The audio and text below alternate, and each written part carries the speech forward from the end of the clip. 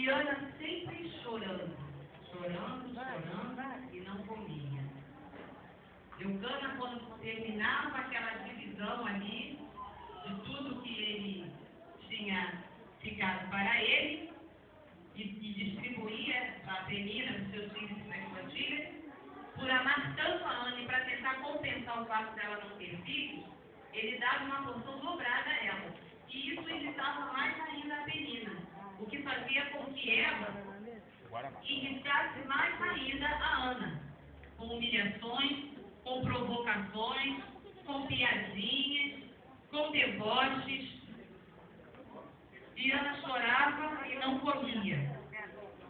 Como é que vocês têm reagido? Como é que nós reagimos às provocações que nos fazem? É uma outra situação que nós também enfrentamos, igualzinha a Ana.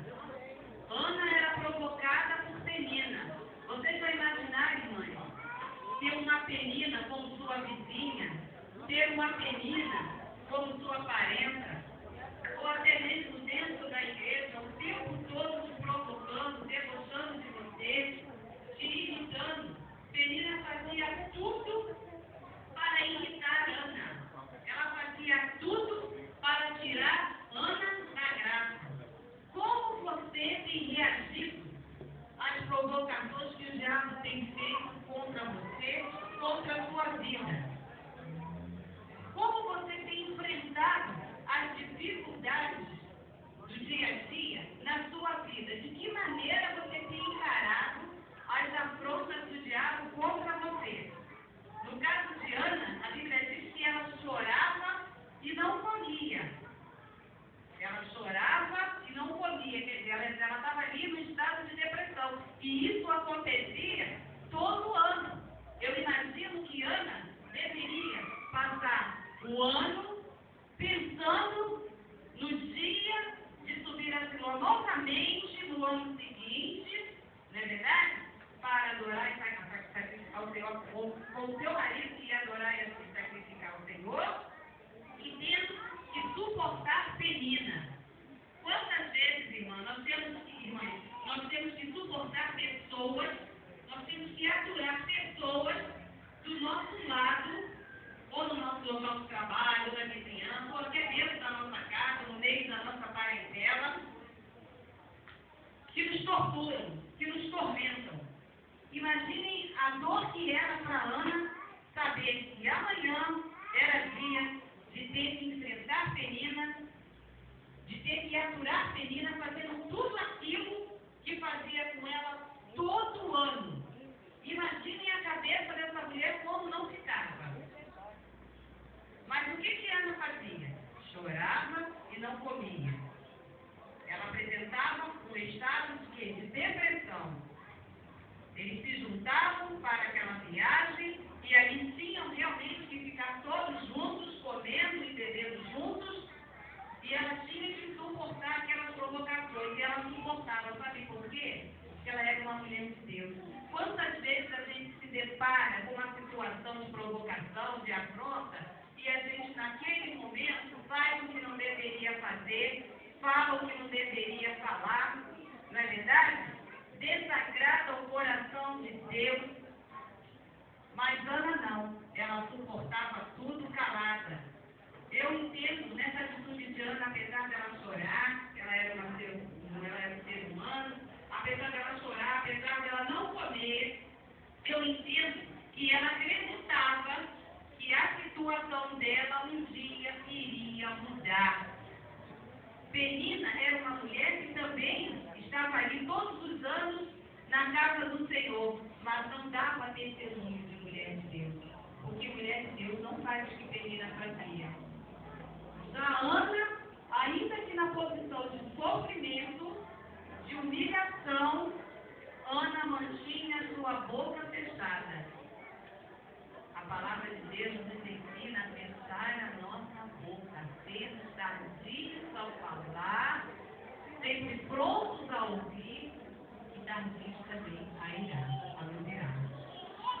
Ana ouvia aquilo tudo calada, ela nunca respondeu ela nunca discutiu, ela nunca xingou Penina, ela suportou tudo calada.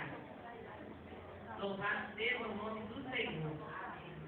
E Penina continuava com suas provocações.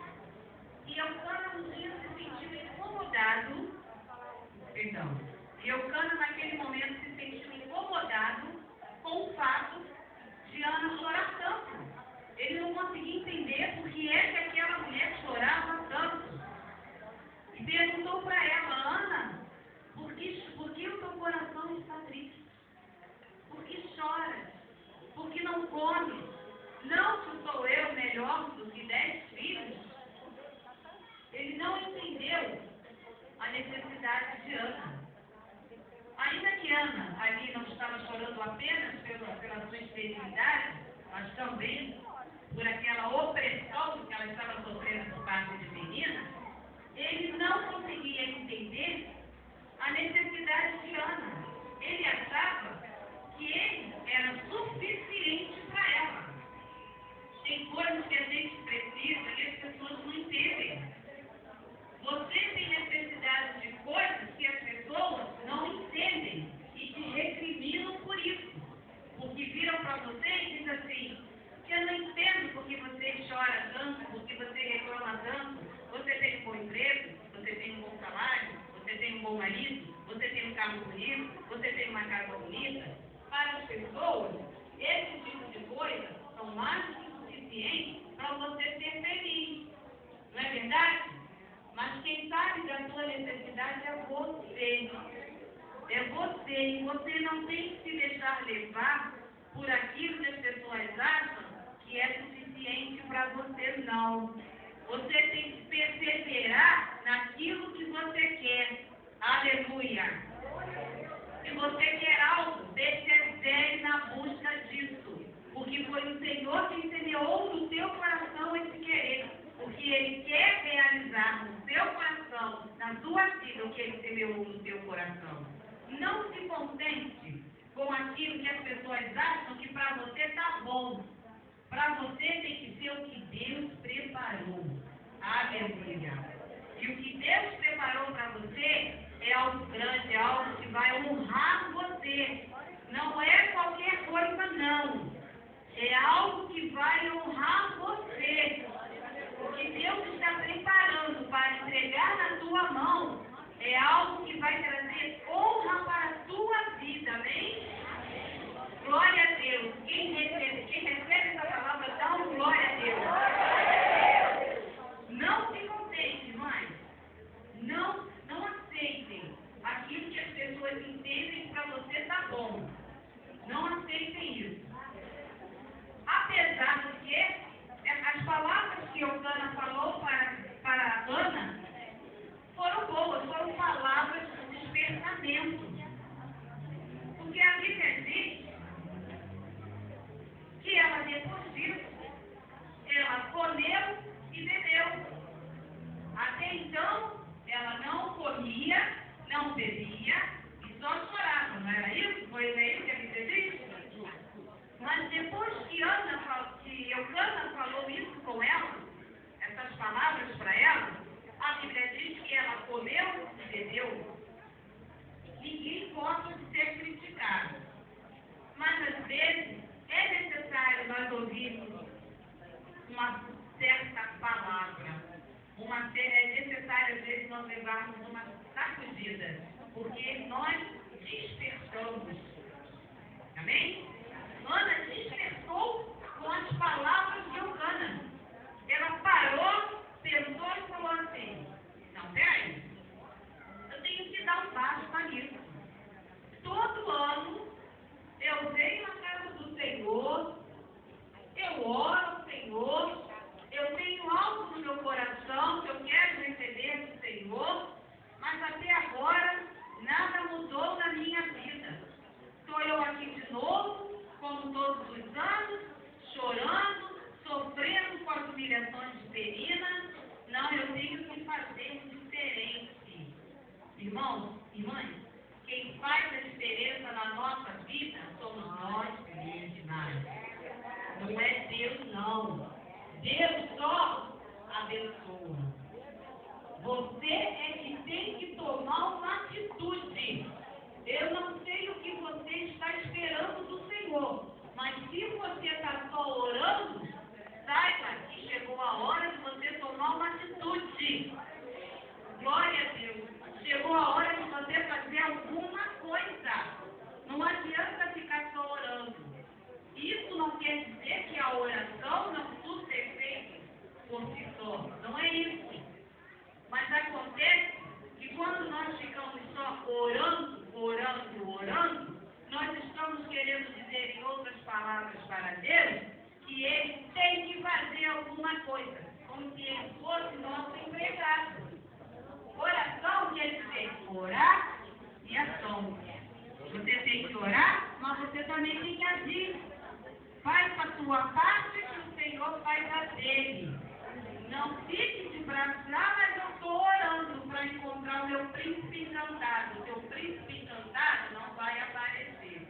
Se você ficar só orando, ele vai fugir de você. Você está esperando o príncipe encantado chegar num cavalo branco? Ó, o cavalo já desbotou. Amém? Você está esperando no emprego, uma porta de emprego se abrir para você, ela está trancada a 7 chaves. Você está esperando o emprego, mas você não acorda cedo. Não compra um jornal para procurar. Não pergunta à irmã, mas essa mulher está perguntando de alguém. Você fica em casa vendo Ana Maria Brega? Você quer emprego? Não vai conseguir, não. Menina de Jesus. Deixa eu falar. Vocês não vão conseguir, não. Se não tomar uma atitude, nada vai acontecer. O Senhor é aquele que trabalha por nós e não para nós, porque Ele não é nosso empregado. Quem trabalha para nós são os nossos empregados. O Senhor, Ele trabalha por nós. Amém?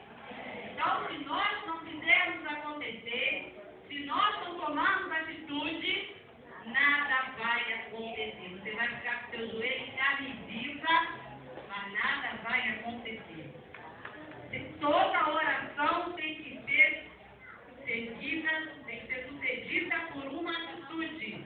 Você pode examinar as escrituras que você vai constatar que todas as pessoas de oração, elas oravam, mas elas agiam, elas não ficavam sentadas.